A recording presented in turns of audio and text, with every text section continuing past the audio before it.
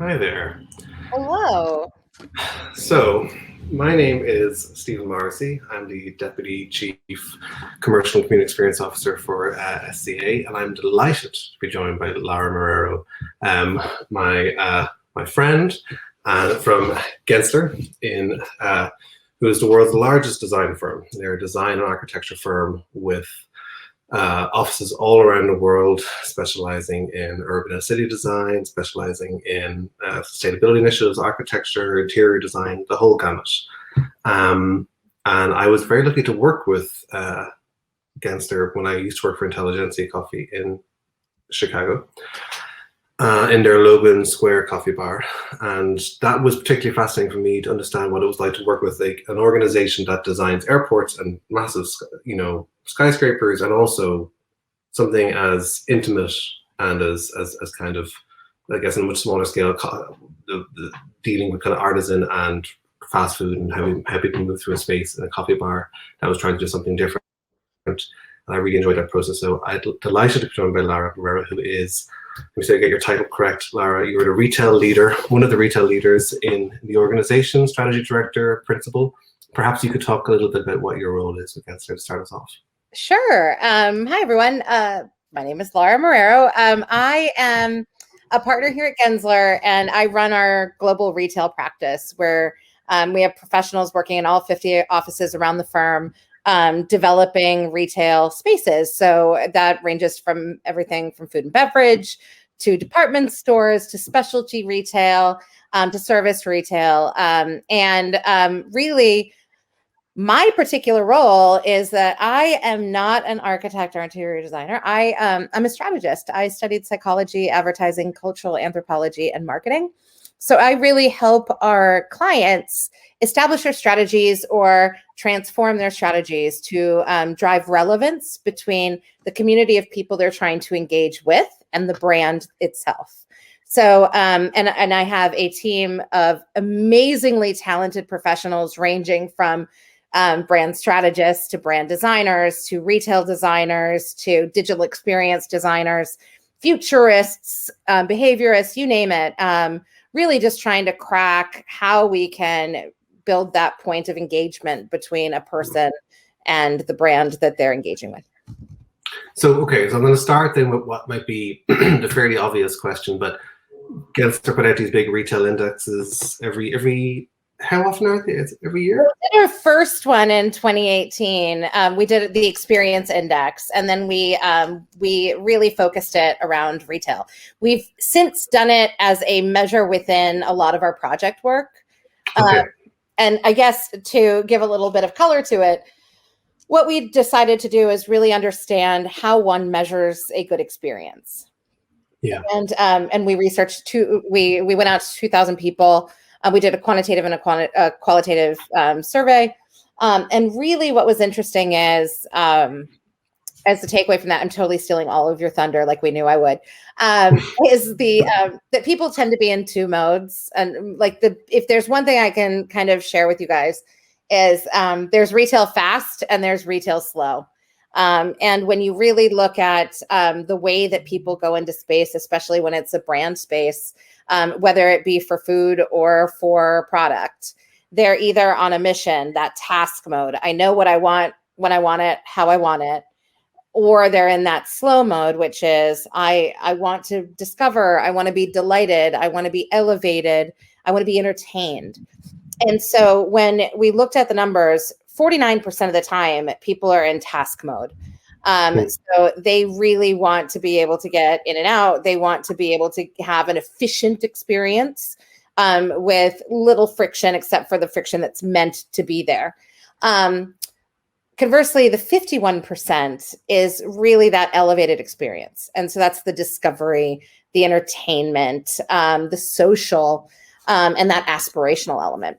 What we found in our research was that if you could get convenience right and you could make that fast experience as seamless as possible, once people checked the box and got what they needed to done, they were open to that bigger experience, the one that is more meaningful, the 51%. So there's I was just going to say there's a direct correlation between the two. What were you going to say? I'm going to be rude and interrupt. I was going to jump in on what you're saying, though, in terms of that kind of, is it fair to say that a lot of that transactional task kind of mode has moved online a lot in the last, while? And how much of that do we still expect to stay at retail, and kind of, what does that do to the mix then of that kind of, what are we seeking? What is the purpose of a space then in that kind of context? That's a great question. I love it because I feel like I'm called out on it every time. But it's an important, valid question, right? First, let's put it in context, right? So the retail industry is a $30 trillion industry, of which $3 trillion is transacted online. So all the conversation we're having about retail moving fully online, it's going to have a little bit further to go before it's fully online. But that being said, we're starting to see that of the fast and the slow, it's been that task mode, that convenience, that fast retail that has been hacked by online to really give that point of convenience, making it easy for you to access something, stock transparency, all of those things that really help to almost help with the health of the business in terms of saying, can we connect to our users that want to get something in a more effective, more expedited way? And when you think about it, I keep on using this analogy, or this example. In the 1880s, electricity started, right? I mean, this is going to sound so ridiculous, but bear with me. So we had electricity powering systems for the first time ever. And so you had buildings that were powered by electricity. It's not like in 1920, we decided, what we're going to do? We're going to design a building without electricity because that's going to be the new innovation. Enter technology. Technology is the new electricity. And for a really long time, what was happening with the retailers with e-commerce is there was this competition between e-commerce and physical. And, it was all anybody was talking about, like, physical retail's dead, e-commerce is going to kill everything. But really what it's done is it's given people the opportunity to really search the world for products that they're looking for or get something when they need it. To be able to have brands connect with people in a more efficient and effective way. It's also given us the opportunity to create online communities across a global platform. But I think what COVID allowed us to do with digital is these communities got a lot smaller. You were able to call a store in Dubai and tour the store in Dubai and have the product shipped from the store right in Shoreditch. And that ability of being able to talk to somebody in one store and get the product within 2 hours, that's that seamless ability where we're giving an experience, but also being able to facilitate the transfer, the purchase. This is where things are going to get a bit interesting, and looking at how it's not about cannibalizing the two, but it's about complementing the two to create better engagement. But I feel like the anecdotal thing I keep hearing is that there is some fatigue over tech being forced into the experience, and that there is this kind of, longing for more analog, moments in experiences. And how much is that just kind of like something people say, and does the evidence bear that out? So I am one of those people that say, remove the screen immediately. Because we can get screens, we have one permanently attached to our hand, right? And we're seeing this most in Generation Z, who were born between 1996 and 2010. When they go into physical spaces, they don't want tech and physical, because to them, that's like when they go to a brand space, they want to turn off. The tech that's going into these spaces is really for clienteling. It's to be able to provide better service. And also to connect to the data profile where you can, because yes, some countries have GDPR. But if we're able to kind of help anticipate what our customers want, I mean, you can see it quite a bit with the way that Starbucks has been using its very own app, to be able to allow, and having different formats of spaces depending on what mindset somebody's in, from the Starbucks Now stores all the way to the regular store, to the roastery. Each one serves a different purpose, but it's that integration of how you're looking at physical and digital. So if you're looking at the roastery in Shanghai, it's probably one of the most digitally activated spaces, but you don't see it until you put your phone up and you use the guided tour of the roastery, and you can see it in AR, or you're looking at all the features that that are within the apps that power up the space. So it's more optional than mandated. Exactly, but at the same time, in the same space, it's a great point, Stephen. They have tours every 15 minutes, and everybody in the space knows how to give the tour. People being curated through, or people having the option to use AR to go through the space and have a self-guided tour. So this is the point where, you know, in Shanghai, to not have digital is weird. Like it's not that it's not authentic, it's misplaced in some way, shape, or form. But when you come to Europe, where it's about craft, or Latin America or Spanish cultures, where it's about bringing that community and belonging together. And, you know, in the States, you still have screens because it is about creating that optimized cost model. But these other places are really about that belonging that you're driving through the space and the stories that we tell within them. And so I think that we're starting to see the same sprouting into America big time. If you see all the new concepts that have opened, even in the past 3 months, the ones that have just been coming about, you'll start to see things that are more focused on service and using digital as a point for efficiency when you want that very quick in and out experience, that click and collect, but trying to use own devices to reduce cap costs. So that's really interesting, because I feel like something that coffee kind of reckons with all the time is that, especially in a retail environment, is the sort of fast food setup of it. You know, people come in, they order, and they get a thing and they go. And a lot of it is trying to sort of, how far can we push it to convey that this is more culinary, this is different. We're trying to draw a line saying this is specialty coffee, this is coffee or an experience, without getting into the place of burden and convoluted and off-putting and disruption at the sake of pleasure. You know, and how do you tune that? And I think it's just that tension point, I think, is kind of something we're always working with. Yeah, and I think it's something, it comes down to purpose. Like when you start a brand, you're establishing, you know, who are you there to serve? Like, who are the people that you want to engage with? What community is it that you're trying to attract? What is it that you're trying to celebrate in your own craft? And how do you connect that back to the user? And what you find is that, and funny enough, I think the coffee retail that I have seen almost does it better than a lot of the mass retailers out there, because they're not trying to be everything to everyone. They're focused on a particular palette, and they're focused on creating a community around people that share an appreciation for this craft. And through that, you know, that education, being able to understand and have events even around that, we found that have been quite helpful and memorable, where, you know, it's like, I love coffee, period. I am a junkie, a caffeine junkie. Like, I literally was talking to one of my friends before this, saying, I get to do my two favorite things right now: talk to people who are creating these great coffee experiences while simultaneously talking about retail. It's like a gift, right? However, when you start to look at how you create these communities, I am one of those people that goes in, I don't know why I love what I love, but I love it. And I love the way it's presented to me, but I don't understand the craft as much. And there are a couple of places where you get into a conversation with the barista, and they're like, oh yeah. And I ask a question, and they tell me the entire story about why and what's important about it and why it's this way.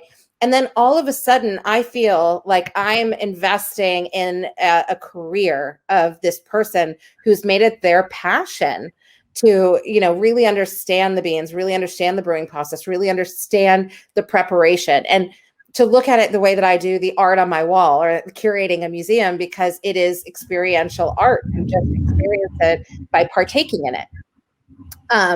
And I think that's where you start to level set the differences. It can't be just the place, and it can't be a digital thing that's doing it for you. There is something that is innately unbelievably powerful about the people that you hire to represent what you stand for as a brand, and how they deliver on that promise to get that repeat visitor and to build that platform that is going to continue to bring people back. Yeah. Every time you talk, there's always lots of things you say that I want to go back to, and I'm trying to keep them all in my head. No, it's great. There's one question I want from the audience watching. Hi everyone. So it says, I feel that when people talk about digital experiences, talk about easy to buy, easy to interact, but digital experiences are not usually memorable. People don't get education and friendly product information. Can you point out how a digital experience should be? What a loaded question. But I love it. And I can give it to you in two ways. One, because I always try to do the vertical, and then I try to do kind of a scan of a horizontal. So here's what we're going to do. One of my favorite retail fashion experiences on the planet, and it's so irritating. And I don't know if you guys have ever had this experience, but you might have, where you see something that somebody else has done, and you're so pissed off at how amazing it is that you didn't do it first. It's this. For me, it's this. There is a brand called Reformation, and it has stores, around the world. There's a shop here, even in London. But what it's done is it's created this fitting room experience, or the entire sales transaction experience is quite interesting. You walk in, and there's one of every product on the shelves or on the racks. And as you go through, you can actually pick, I want to try this on. And the sales associates have an iPad, and they're like, what's your name? My name is Lara. What size do you want to try that on in? Aspirationally, a size 4. Let's say it's never going to happen. But you type that, they type that in. They're like, great. And then as I go through, all I have to do is give my name and give any other sizes. I don't need to go to the same person every time. And there's even a screen on the wall. So if I want to see if there's something myself, because I'm not really social and don't want to talk to people, I can. Cut to the fitting room experience, which I think is Mecca. I think it's just heaven. You go to what they call the love desk. No joke. It's a desk right before you pass into the fitting rooms, and you give your name. They say, go to room number 4. You go to room number 4, and there's a double-sided wardrobe. And what they've done is there's a runner right behind. The stock room is in an L shape behind the fitting rooms. And so they have all the stock there, and they put the sizes that you've asked for on the other side of the wardrobe. And they have a little, a light right above the wardrobe that indicates that you can open up the wardrobe. So you open it up, and all your sizes are there. You have a screen in the room that shows you all of the products and all of the sizes you have there, and allows you to go up a size and down a size by pressing the button. So no more of that sticking your head out half dressed. Larger size, which all of us have gone through. And so it takes that friction out. So when you say, I want another size, that little light starts to blink to indicate you need to close the wardrobe doors. And then it goes solid again when the product's in there. And so what it is allowing you to have that moment of privacy. It also allows you to control the music in the room, the lighting in the room. So it's just a very custom experience. Now, but wait, there's more. When you leave, when you're getting ready to go, you have all your product. They say, okay, Lara, is this all you'd like? And I say, yes. And they're like, great. If I have an account, they'll say, shall I just put it on your card? And then they go to a dresser and pull out a bag, or a hanging bag, and they put my clothes in it. And from the fitting room, I now depart. There is no third queue. There is no other space. So it's reducing post-purchase. Love it. It's amazing. Next, in the vertical. And I'm sorry, I'm going back to this again, so forgive me. But even looking at the investment that Starbucks has made in the smaller version stores, they started doing the analytics on the people that were using their apps to purchase their coffee, and realized that there was 40% of the people going to particular locations were actually ordering online to pick up in store. So how do we actually retune the physicals so that if this is a point of convenience, we actually focus on that convenience? We're not trying to have long queues. We're not trying to confuse the issue. And further, which I don't know how many of you are dealing with, but it would be an interesting thing to understand, the Deliveroo, the Postmates now, that when you go into a space, you've got all of these people wearing, the colors and with the big bags, and they're taking up these very small spaces, because at the moment these spaces were designed, they were not designed for this delivery economy that has transpired. So now you're starting to get people filling the space that aren't there to dwell, but rather there to transact with the online community. So we've seen it done well. And in that Starbucks Now space, they have the Deliveroo locker. So when the purchase is ready, all you do is you go up to the locker, you scan it, you grab it, and you go. So you're not creating this wait time within the space. So it feels like it's meant to be very fluid and fast. And I think, again, understanding the preferences of your customer, and if you're able to, going back to the question about how you can tell if a digital experience works, it's when you can understand what your customer wants across all channels and leveraging all channels to give them what they want. That's great. What I like about the way you kind of ended out with the Starbucks example is that part of when you're talking about the change room experience, it immediately kind of evokes a certain scale of operation. So I think a lot of retailers, whether they're dealing with chains and hundreds of stores, but they tend to be smaller locations for the most part. That changes wildly from market to market, but you're often, I think certainly a lot of coffee shops have to be very, very careful about how much space do they devote to merchandise, seating, bar, etc. When you are working at spaces of that size, especially places where a lot of the necessity of the space is based on in and out and somewhat transactional, somewhat kind of, I'll just say transactional, you call it fast. What is the opportunity there to kind of, the word dwell time is interesting because it's a coffee term as well. So, but I like that idea of for some people, how long customers waiting to get their product and leave is a thing to try to get shorter. Oh yeah. And I think what I'm hearing a little bit in this conversation is savor that time and kind of what can you do to make that, to relish in it and to kind of not just see it as a wasted moment to try to wish away, but rather something to kind of add value in. So how much does size affect that math? Well, one of the things that I've always found funny is when you're standing in a long queue and you've put your order in and you've given them your name, right? Have you ever noticed that they start the beverage, they don't say, beverage for Lara, and then start talking to you while they're brewing the beverage? Because that's an opportunity to create service. That's an opportunity to create a relationship with a customer. But instead, they wait till it's over and then they say coffee for Lara and they turned it into a transaction. And just in that simple switch and using that time to prepare that engagement, but also you're connecting, like Stephen, I'm preparing this coffee for Stephen. How are you doing today, Stephen? That's great. Oh, you like this? I recognize that you're in here a lot ordering the same coffee. What is it that you like about it? That's so great. And then you catch Stephen in line the next time and you're able to say, Stephen's here. Do you want another one of those? That's what service is. That is the thing that gets customers coming back.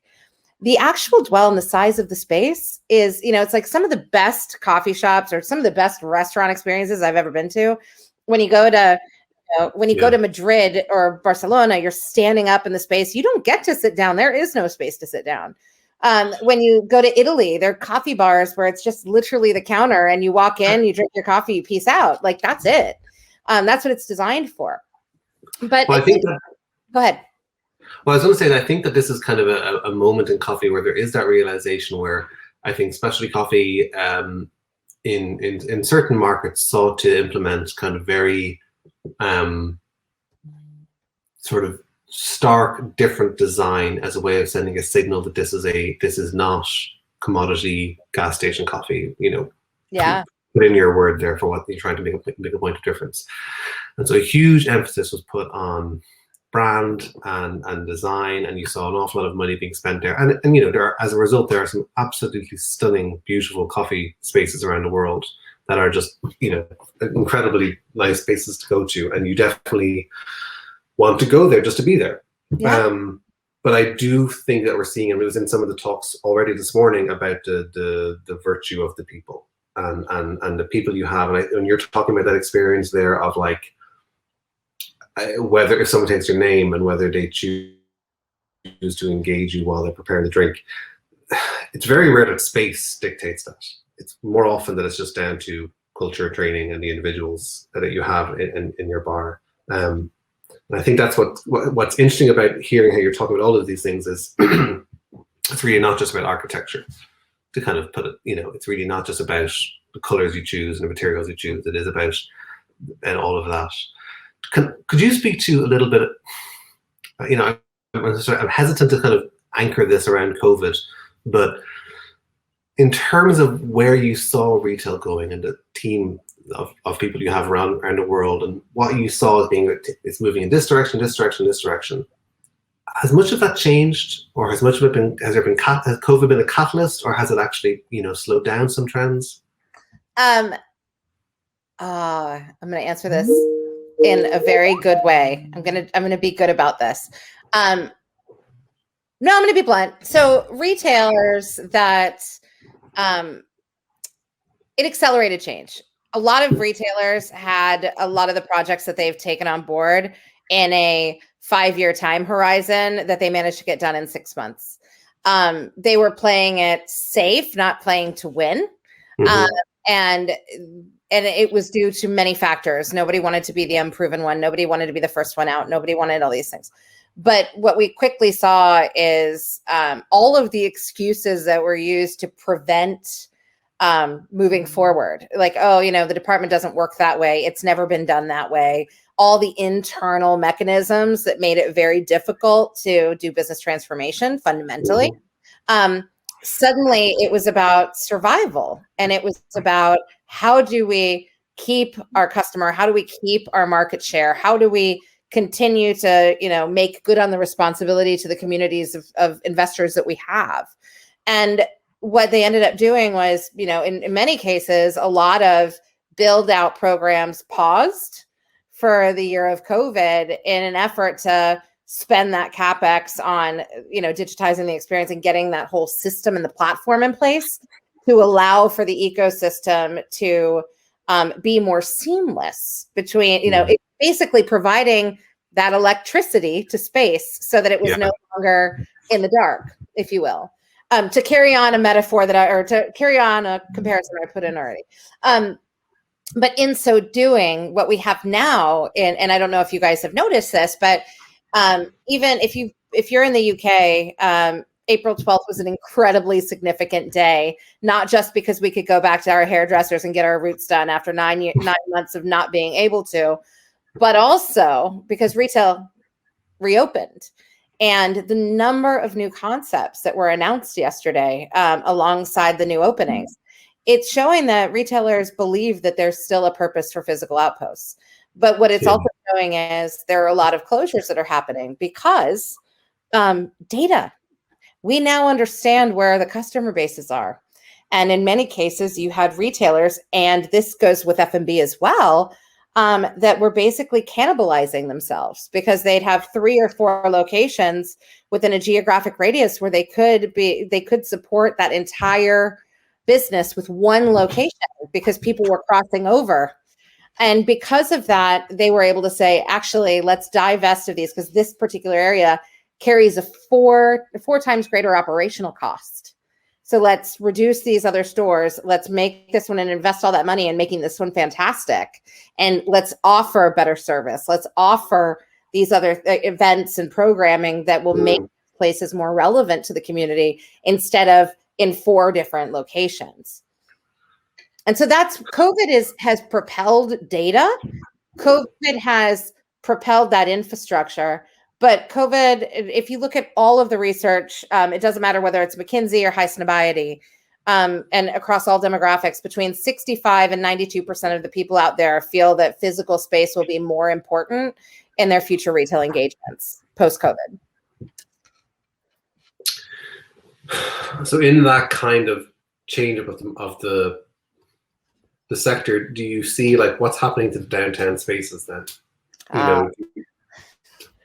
Stephen, you're like, it's as if I was just setting you up, pal.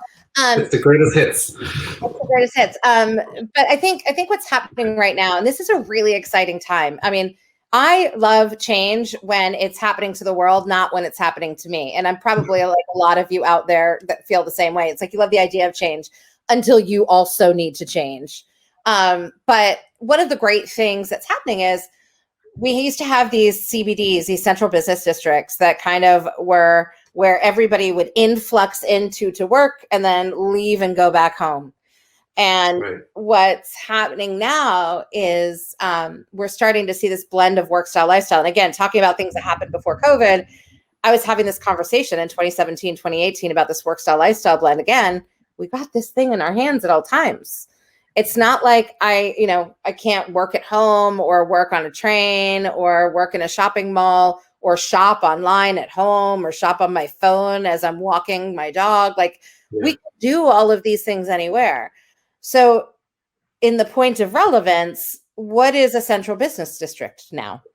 Because if we are transacting and interacting and having business everywhere, including from home, then what's the purpose of that place? And it's that reinvention, right? So we have an opportunity to take a CBD and turn it into what I call a CSD, a central social district, where the things that drive us together are the community and the belonging and the interaction of business, or the interaction of culture, or the, capturing the zeitgeist, or, education, all of these different things that allow us in one location to basically switch apps as fast as we do when we toggle between apps on our phone. It allows us that efficiency that gives us time back. And when you're looking at what people, if you really think about all of us, time is everything we have and everything we don't. And so being able to say, yeah, people don't have that much money to spend on a product. If you make it worth their time, you'd be surprised at what they're willing to spend their money on. And I think that's it. It's elevate an experience, but experience is elevated through a combination of things. The authenticity of a customer journey across platform, within a physical space. Does what you stand for, does the product you make actually, and the provenance of your product, the craft of your product, does it match its environments, or does it juxtapose the environments in a very clever way to give it something that gives it that wow factor, or in a very comfort factor, but something ownable, something incredibly ownable. And that's really what COVID's going to really put that spotlight on, is make my places count, make them matter, and have them fit into my lifestyles and work styles. Don't make me, it's no longer me having to respond to the world, but have the world respond to me. Yeah. Again, I'm processing lots of things you said. Sorry.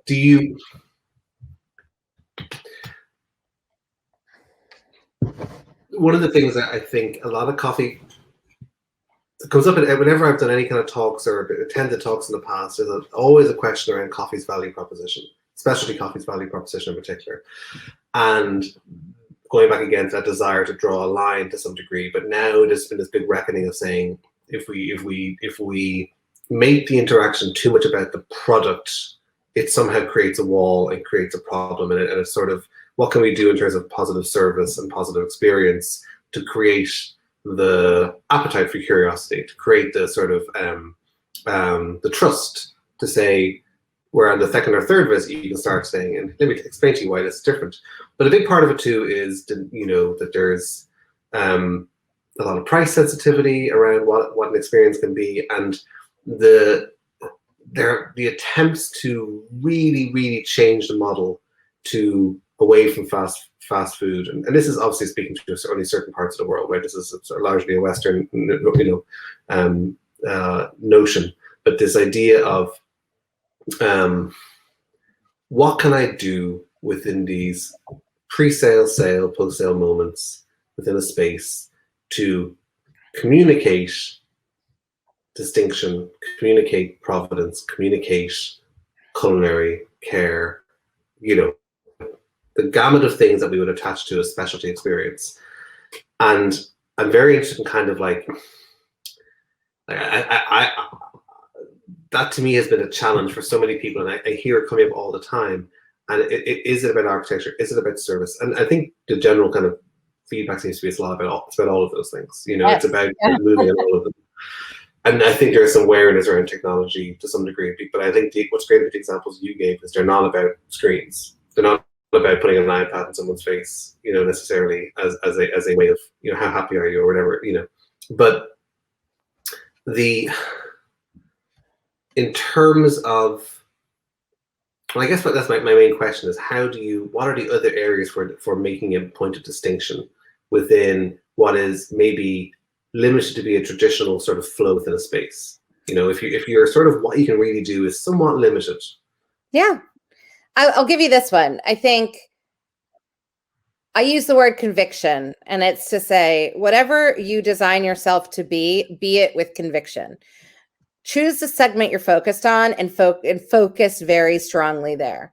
Because the more you get to know that catchment, that segment that you're really focused on, the more you'll understand how to have the conversations with them. It's right. The biggest challenge is when we're trying to be everything to everyone and not being able to empathetically read when somebody just wants their own coffee 5 minutes, like in 5 seconds or less. They want to be able to walk in, walk out. And that to them is their premium. But to me, when I have the time to burn in between meetings, like if I misjudge the tube time and I've got 15 minutes, I don't want to get nervous thinking about what I have to say or do. Maybe having somebody be able to talk to me about what they're doing or being able to ask questions and have them be answered and have it be an open platform for that. That's a very different experience. And so part of it is kind of understanding the tenets of service strategy, and teaching and training your staff to be able to understand there are expressions that people have, when their heads are down and you kind of learn very quickly, just leave them alone. They don't want to talk. Or people that are looking around and kind of, meandering, trying to find something to connect with. Then you can ask them a couple questions and see if they engage at the first glance. And if so, yay. Second one, yay. And then see if they ask you with the third. I mean, it's like that cultural literacy piece of being able to understand how you can enter into a conversation. And I'll tell you, you can look at how to spread that peanut butter across a physical location. But you have to look at the electricity, the power and the electricity, the tech and the electricity that goes with it. You can use Instagram, you can use TikTok, you can use any of those tools that are relevant to your community in a way where they're free tools. I mean, that's the thing is you just have to generate your own content to connect and to be able to promote your brand and what it is you stand for through those platforms. You can also make your people part of your brand. They represent something about who you are and leverage that. And so make them, how to brew this kind of coffee, how to, if you take the beans home, this is how you prepare it so that you can get a really great cup of coffee. If it's this month's special coffee is, and you watch them prepare it and then they know about it to ask for it. So they don't feel like, what can I customize? Oh, that's the best one. Oh, the education. When I say this, what does it mean? Because you hear those people in the line, you guys know them more than anybody. Like all the people that is like, I want a double foam, not fat, skinny, caramel, 2 pump, whatever. You never know what it means. Half of this stuff, you're like, what? How did they learn all these things? But what are these combinations? What do they do? How do they help? Which ones are dairy-free, gluten-free, like all of these different things. Like people want to know, but you just have to meet them where they're willing to learn it. I think that's huge. I think meeting people where they are is and not forcing change on people and kind of forcing education on the people. I think that is, there's been a gradual learning curve around that for sure. Would it be accurate to say that you would put a greater value on personality over novelty? Yeah, in a retail space. Ironically, I told you I wasn't going to curse. But if I put up a coffee cup, I'm not cursing, right? I actually didn't hear because the line broke, so I think you're okay. I didn't catch it. So I say yes. However, I went to this place today. Oh, okay. I don't know if you can see it. I can see it. Put it down. I've been driving by it. I'm like, what is this place I want to go into? And it was hilarious. And I loved every bit of it. But there's something to the community it's trying to serve. It's connecting to that particular community. Sure. I go back because I love the spirit of the place. But I'm pretty sure that a couple of my friends who are moms with children probably shouldn't enter that place. It's like, it's not relevant to their community.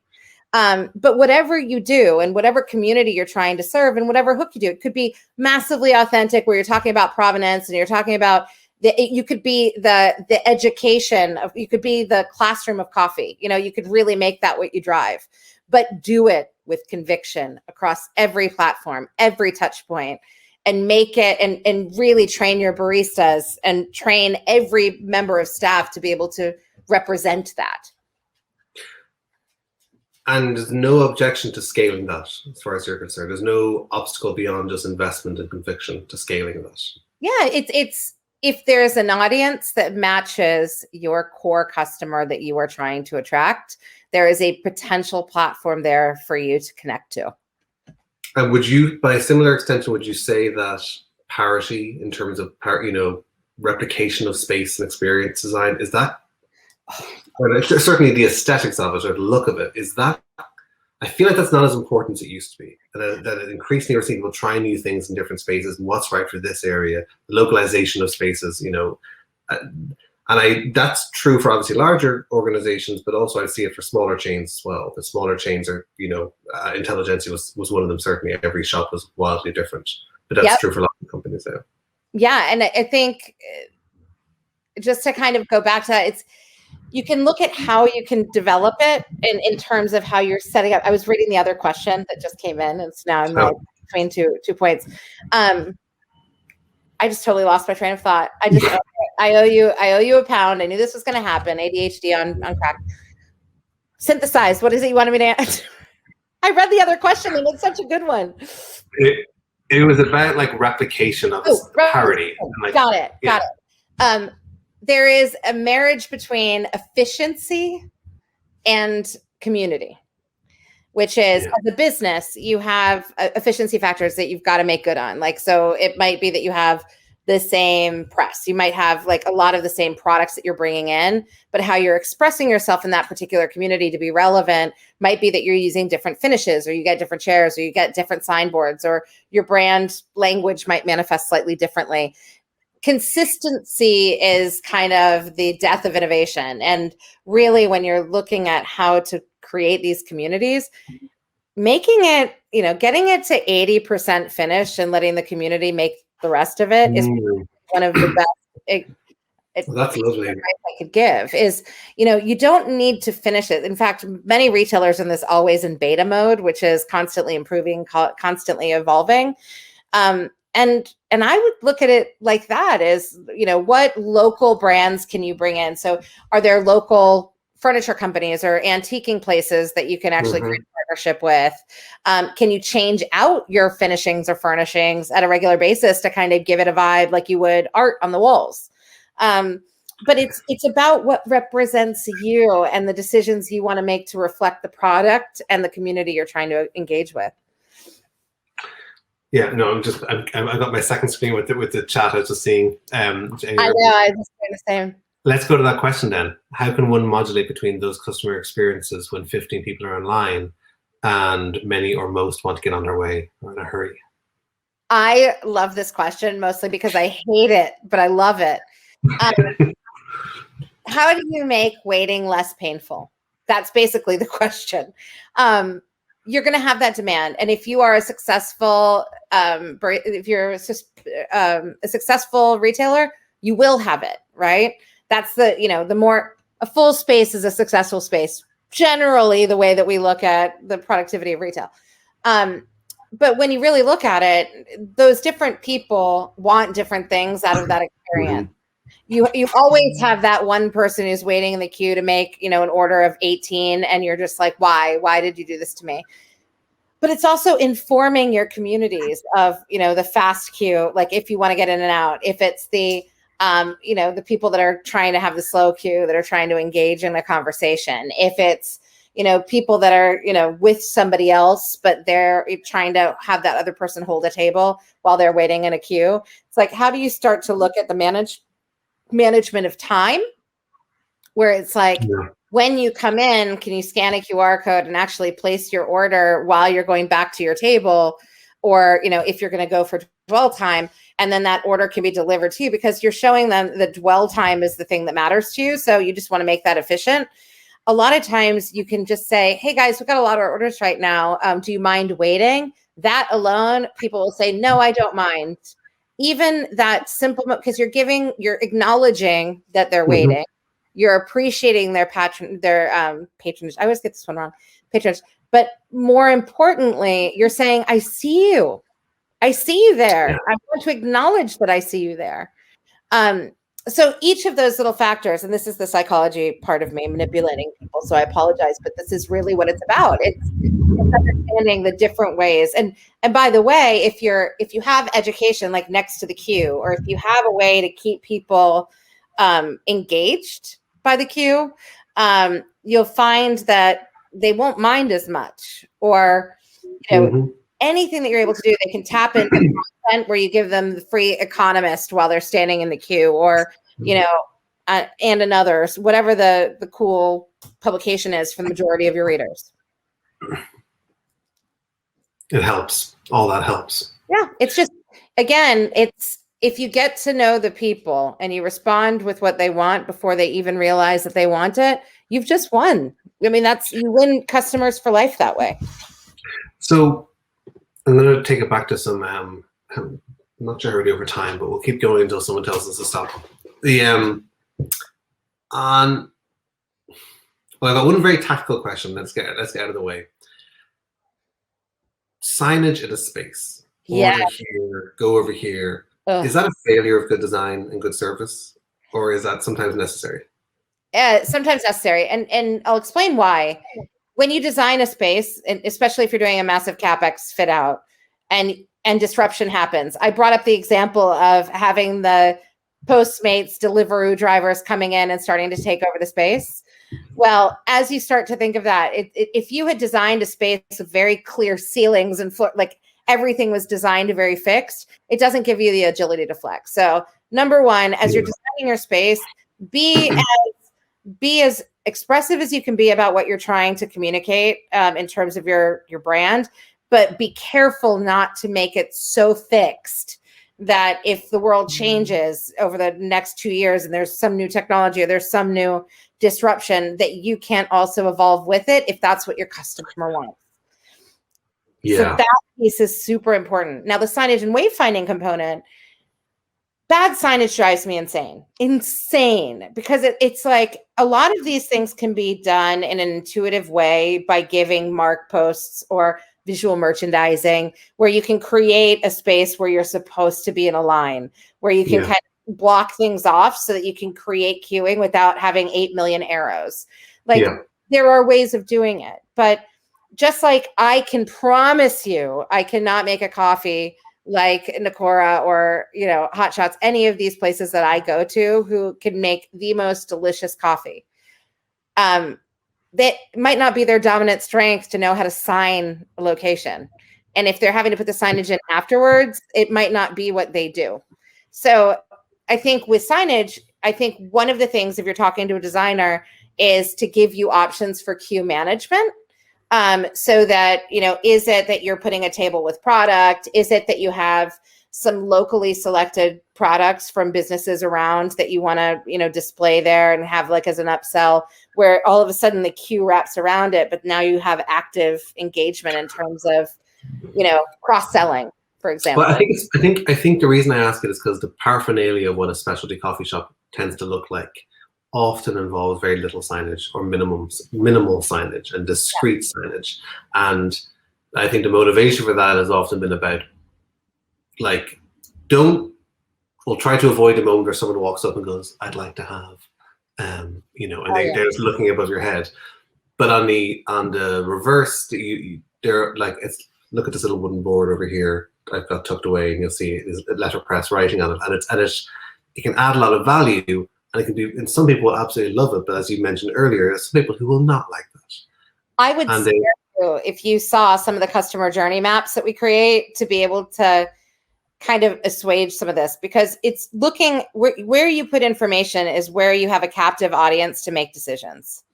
And if you were to put the menu board in a place where you have people held, and this is the problem with the queue management piece, is, not always are you going to have a queue. So if it's like, if it's like 4 p.m. on a Wednesday, you don't really tend to have a 15-person queue.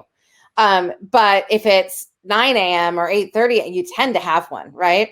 Yeah. So where that board is, the challenge with fixing things into place, like I mentioned, is that it doesn't allow you to flex, right? So if you're looking at this queue management system as a series of 2 or 3 items and saying, right, we're about to go into demand. We know that demand occurs between 7:30 and 10:30 in the morning. It picks up again from 1 to 3, and then we know that goes away. You flex the space so that you're prepared for the demand that you know tends to take place.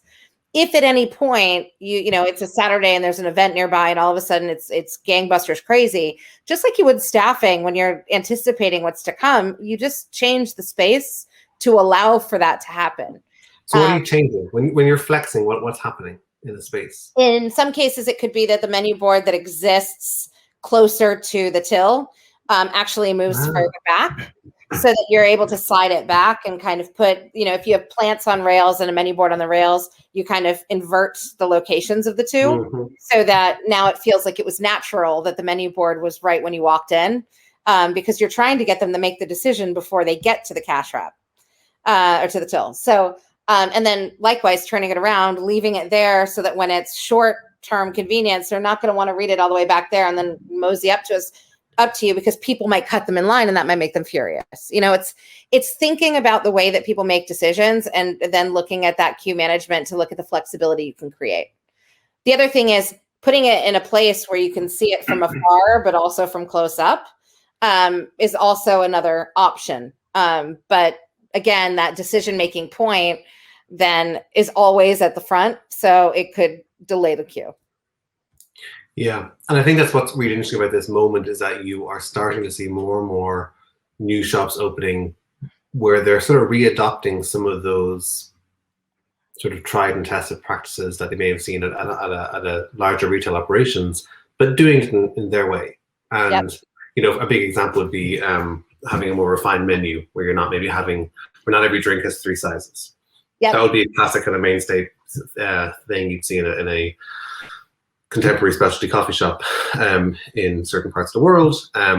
Less, you know, it would be less novel in Italy, where, you know, or parts of the Mediterranean, but that's just how it is. But you'll now see that on a big overhead menu. Maybe the menu is done as in a coffee shop in London. You know, Watch House. There's a few of them around where you work, I think, and they you know, it's full displays, things, but it's all done in kind of metal cutout letters and things. Is there a question here? Yes. Is it a plus to have a digital queue that shows the customers whose drink is up next? Panera does this in the US, or does that not matter as much on smaller coffee orders? I would say if you have the opportunity to do it with service and have the person call out the person's name, if you know that they're in store. So if the difference is, if they're online orders, they're being printed out through a tagging system, so you know that they're online, but in store it's the hand name. And then as it gets to the bar and the bar goes, Lara, hey, how you doing today? You know, that kind of thing. The digital queue for me, don't put it up another screen. You don't need it. If you can buzz your person and say that their order is going to be ready, if you can get that clienteling, you start to understand what they want. You start to recognize the person. Because remember, when it comes to coffee, it's a ritual. I mean, and coffee and tea is a ritual. People do it daily. Like, I mean, good luck getting between me and whatever coffee shop I'm going to that's next to my job. You know, it's like, my goodness, get out of my way. That is my priority in the day. And the other thing, which I think it is catchment specific, and there is a value placed on coffee for those of us who are the addicts, right? I don't remember the last time I looked at the price of a cup of coffee that I was buying. You guys could be charging me £3,700 and I wouldn't even recognize it, because I do this, right? Yeah. Because it's my ritual, and that's the thing that I need mentally to myself. But we do know, I mean, as strategists, one of the things that I know is that I know that with global warming, the cup of coffee is going to go up substantially by 2040. And so there's a huge change management project that needs to happen with the industry and in the relationship of trust that you have with your consumer, in terms of starting that conversation, making people aware that this vice that they have, this addiction, is going to become a premium because of what's happening with climate change. And these conversations are both educational, but it also turns your customer into your advocate, because if they want to help with, keeping the cost of the coffee down, then that means they need to look at behavioral changes to help, impact the overall economy. If, however, they also want to continue drinking that cup of coffee, they're not going to go, "Ooh," every time they put their card out, because they're going to recognize this is the price of coffee today. It's like you're placing value. And the other thing is the shot system, in terms of 1 shot, 2 shots, whatever. If you start making that almost like, I was telling Stephen this, like, if you think about beers, you have alcohol content in your beers. It's like, what is your coffee content? Like, how are you starting to explain it in a way? How much coffee goes into a drink? Yeah. Yeah. How much of it is in the coffee you're drinking, so people can understand it's not only the provenance, but actually the amount. So that as we start getting to 2040 with that scarcity, you're understanding the value per, and I don't know what that is. So I'm speaking ignorantly, but I mean it in a way of, you guys have an opportunity to get ahead of this conversation before, the next thing comes up, and it's squirrel boba juice, which is going to have caffeine in it. And you can choose how much you want, whatever it's going to be in the future, if you don't get ahead of the change. I love that. And we're just at a time. I'm trying to think about how I can kind of, the key takeaways I've heard from this, and I really, really want to thank you for your time, and pleasure. So wonderful having you here. I think the point that, tech for tech's sake is problematic, as is any one of the moments in the whole thing. You cannot be over dependent on whether it's your architecture, quality of product, just the tech design, branding, etc., etc. That it is a kind of tapping the right harmony for all of those things, and having an air of conviction with all of it. I think that feels like one of those things that you're like, I know that, but we have to keep being reminded of it all the time, that like you can't just forget about one of those steps. God, I could talk to you for so much longer. But I'll say this too, is if you get it right, don't think that you've got it right forever. You've got it right for a moment in time. Constantly look at your business, constantly obsess over your competitors and what they're doing, not because you're trying to kill them off, but because you respect their craft and you have an opportunity to learn from them just like they do from you. Also, just really understand that people are really looking for community more than ever. This is your moment. That if I could tell you, if you had a limited amount of money and you needed to look at where to spend it on the people. Like, start with people that represent your brand, the people that can remember, the people that can be empathetic, the people that are just charming and affable, who really just want to do good and make the brand come to life. And if that person is you as the business owner, see that as your gift, and being able to educate educate your overall community and the benefits of what you're doing and why you feel it's so important. But don't mistake the power of people, because it's incredibly important. Can people find you on Twitter? Are you out there? Yes, I'm not as interesting, but yeah, Get Lara, and I'm also on LinkedIn. So feel free to reach out, and I'm more than happy to answer any questions you might have one-on-one that you might not have put in the chat. So thank you so much, Lara. That was so much fun. What a great way to spend the Tuesday.